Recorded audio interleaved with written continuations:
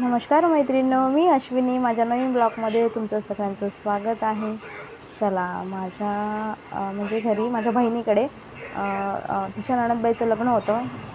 माझी मुलं वगैरे गेले आणि माझी बहीण माझ्या मुलांना घेऊन गेली. माझी तिथं मुलांना कमतरता वाटली नाही, कारण माझ्या बहिणी दोघीही पण बहिणी माझ्या मुलांना छान ठेवतात आणि वागवतात पण. त्यांना त्यांच्या आईची गरज पडू देत नाही. मग मला दुसऱ्या दिवशी जायचं होतं माझ्या भावाच्या सगाईला. मग छान आम्ही पार्लरला गेलो.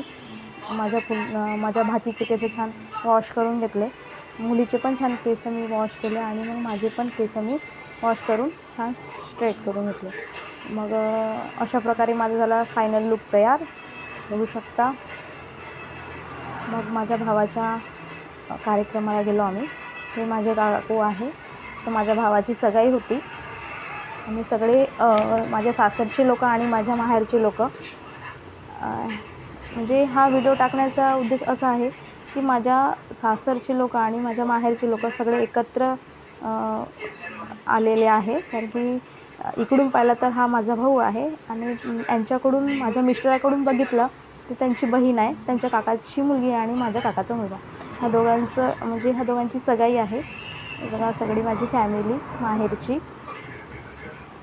ही माझी लहान बहीण आहे, माझ्या काकाची मुलगी. लहान आहे पण गुण खूप मोठे आहे. म्हणजे सगळ्यांसोबत हसून बोलून सगळ्यांना खूप चांगली बहीण आहे माझी. लहान आहे पण खूप छान आहे.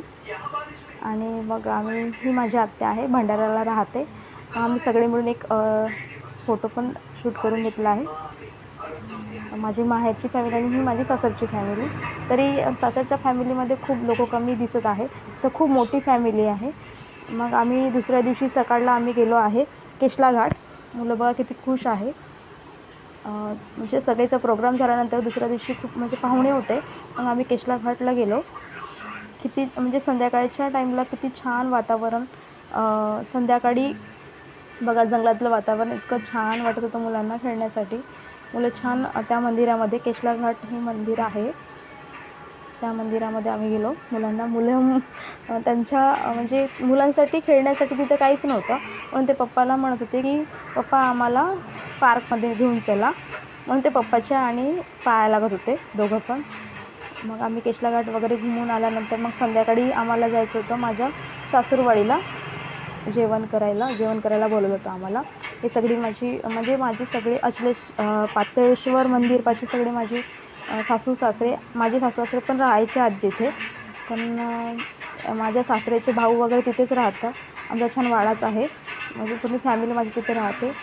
आम्ही जेवण वगैरे करून घेतलं. जेवण करायला बोलवलं होतं आम्हाला. आणि सगळे माझ्या नणंदबाईकडे, म्हणजे ज्यांचं लग्न आहे त्यांच्याकडे आम्हाला जेवणाचं निमंत्रण होतं. आम्ही ते जायला गेलो. छान सगळे मिळून आम्ही जेवण